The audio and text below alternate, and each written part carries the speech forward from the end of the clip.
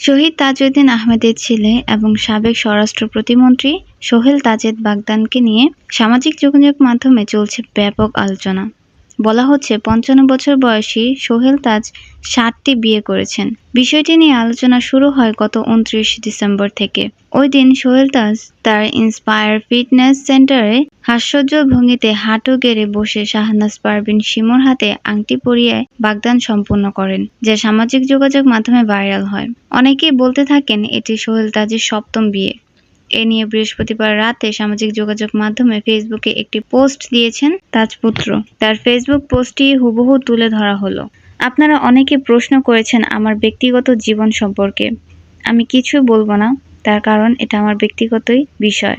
২টি comment share করলাম, তা থেকে আপনারা বুঝে নিন কোনটা সঠিক এবং কোনটা মিথ্যে। দৃষ্টি আকর্ষণ: গণহত্যা, গুম, খুন, নির্যাতন, নিপীড়নকারী, দুর্নীতিবাজ, গণতন্ত্র হত্যাকারী, চোর, মাফিয়াদের সমর্থনকারী ব্রেন ওয়াশড নব্য কাওয়া বডি লীগের চামচাদের দৃষ্টি আকর্ষণ করছি।